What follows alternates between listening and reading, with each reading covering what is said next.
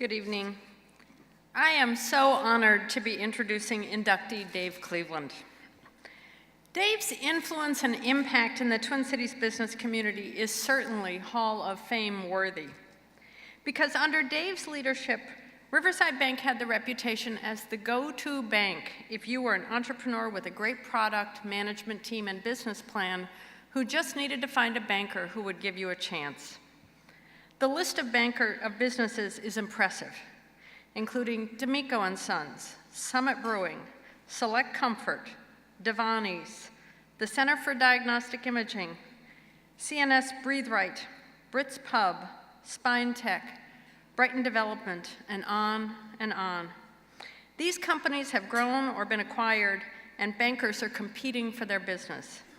But Dave was the banker who said yes at the beginning, because he recognized the promise and tenacity that it takes to be a successful entrepreneur, because he's a visionary entrepreneur himself who started and grew banks. Though these banks were successful in part because Dave knew that businesses really need four things from a banker, and he delivered. They need access to decision makers. There were no gatekeepers with Dave. He would meet with anyone and listen to their story and their plan. They need decisions, yes or no. Yes is preferable, but if it was no, Dave would say it quickly and directly. They need loyalty from a banker, and Dave stuck with businesses through the downs that come with the ups, through the setbacks and surprises. And they need honesty, including business advice and encouragement, which Dave gave freely. And word spread that Riverside and Dave were the bankers to know.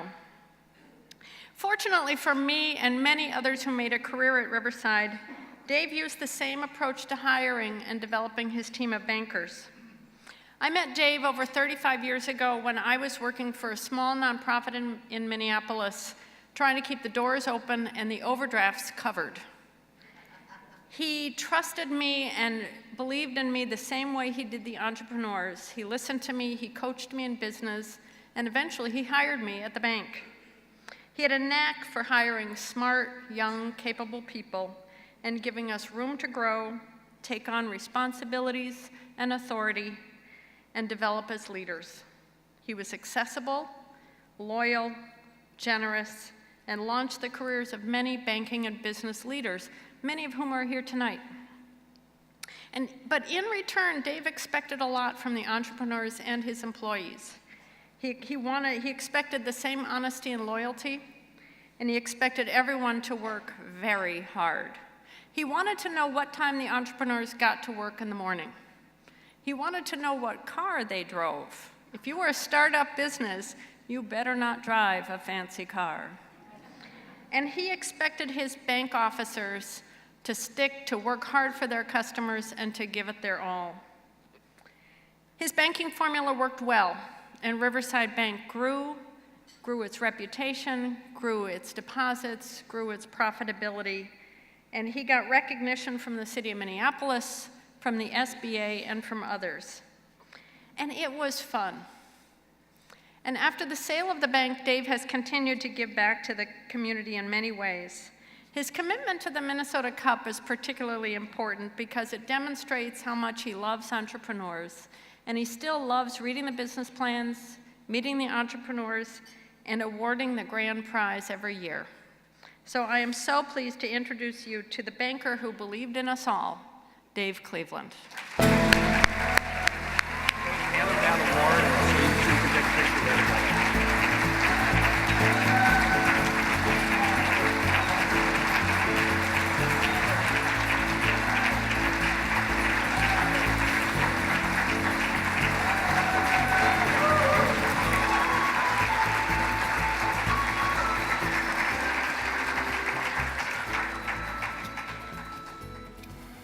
Thank you. I want to take this opportunity first to thank Dale Kirster, sitting over there, and Twin City Business for the distinct honor of being inducted into the 2010 Business Hall of Fame. For me, it's difficult imagining being included with those at this induction with those people that you will be hearing from pretty soon. And in previous years that we've talked about tonight, including such famous names as Pohlad, Carlson, Hubbard, Davis, Schultz, Baker, Swayze, and so many more. After nearly 40 years of helping small businesses grow bigger and more profitable as they add jobs to the Minnesota economy, I can think of no greater professional honor than to be recognized for efforts aimed towards assisting this most important segment of our society. However, those of you who know me best know that my greatest joy is sharing the dreams and enjoying the ride along with entrepreneurs whom I have encountered. History. In July 1966, I was transferred by First Bank Minneapolis to Billings, Montana. As a newly minted vice president, my job was to help grow a new bank that was located very near a huge shopping center. My career as a business banker, and particularly one intrigued by entrepreneurs, had a really slow start. I was informed by President Dutch that I was not to solicit business from any of the 70 or 80 stores in the center. And I'm going to quote you, most of them will go broke and close within 18 to 24 months. Incidentally, he believed this to be particularly true of restaurants. I enjoyed Montana, but after spending 3 years arguing with Dutch, I answered a blind ad that said, "We're looking for a bank vice president who thinks he ought to be a bank president." Well, obviously they were writing to me. The Cedar Riverside area on the West Bank in the early 70s was an eclectic area, specializing in Volkswagen, Beetle vans, tie-dyed clothing, street musicians, and an attitude of, "Don't worry, be happy." Businesses, we had them, but they were mostly co-ops, food, clothing, pottery, bikes, yarn, etc., all with the goal of an owner's personal satisfaction with little or no thought for profits. Not exactly a hotspot of opportunity for a startup bank. But an eclectic community requires employees and officers that are also like that. Now, you've met Kate. Her background and prior experience as a modern dancer was certainly helpful to her new banker duties.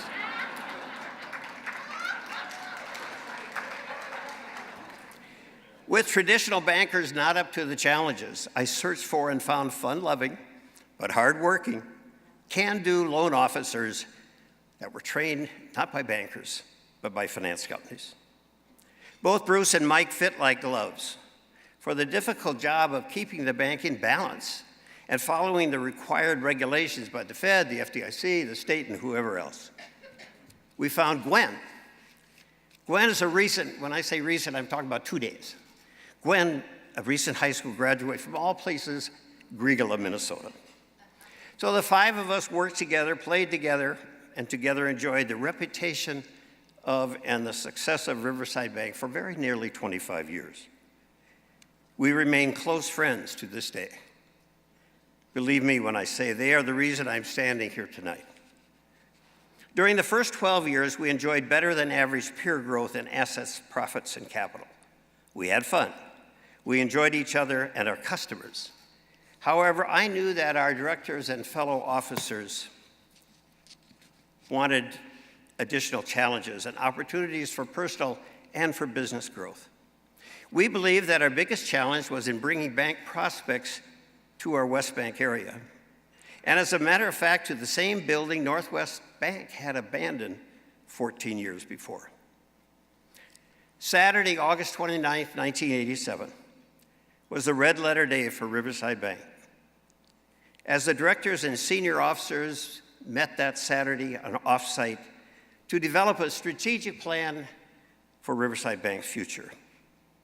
Now, we knew that entrepreneurs and small companies barely profitable some months, perhaps on the classified list at their bank, or even possibly worse yet, in a workout department, would easily move to a different, more understanding, and more attentive bank. We knew the need was huge and would provide a steady flow of business to our bank. No advertising would be needed if we could develop our bank's reputation as a bank that understands and is willing to provide help and guidance and direction, not just the funds. The $64 question was, can we provide the service profitably? the big question. Now, the next 12 years from 87 to 99, I've often said that in nearly 40 years as a banker, I never went home thinking, boy, this has been a crappy day. Not once. Now, I might have had a bad moment or two. Someone comes in and throws the keys on my desk and says, I'm done. A bad moment. But those moments were few and far overshadowed by making a loan that other banks had turned down, sharing good financial results with a current loan customer, or hearing from a current customer how helpful and timely our bank had responded when asked. But the best thing, having a company we helped start grow and outgrow us. That was the best thing. During these years, I met the most committed and amazing businessmen and women who willingly shared their hopes and dreams as we worked together and developed personal and business relationships. While good old Dutch didn't trust restaurants, we did. And Riverside financed a lot of them. My life has only been enhanced by the personal relationships with people like John White, Karen Fowler, John Romarsik, Leanne Chin, and Mike Andrews, to name but a few. So many stories. While I do not have the time to share loan stories, I would like to remember with you a few of the Riverside folks. The 7'2" Gopher basketball player standing in line with a package on his head. I said, Randy, what are you doing? He replied, I'm thawing out my pork chops for dinner tonight. Or the breed right stripe on Mike's nose when he presented the loan request to the board. Or the teller who foolishly demanded ID from Carl Eller. All he wanted to do was cash a small check. I'm glad I was there. We no rumble at Riverside that day. Or our teller, Sue. Sue told the bad guy she didn't see a gun. He explained that he didn't have to show it to her either. Her answer used through the ages, no gun, no money.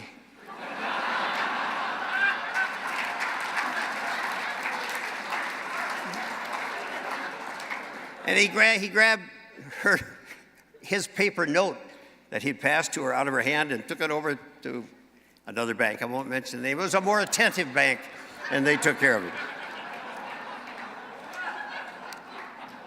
The question from the August 29th, 87 meeting, can we provide the service profitably? You decide. For 10 years, from 89 to 99, we grew, not 28, because that was 12 years. Over the last 10, 30% a year. And averaged over those 10 years, 28.8% return on equity. In closing, I'm most proud of proving that helping small companies grow and assisting entrepreneurs is great business. But there is a catch. It only works if you're willing to search for reasons to make the loan, because anyone can find at least 3 reasons to not make a loan. Again, congregation, congratulations to the other inductees, and thank you for this honor. Thank you so much.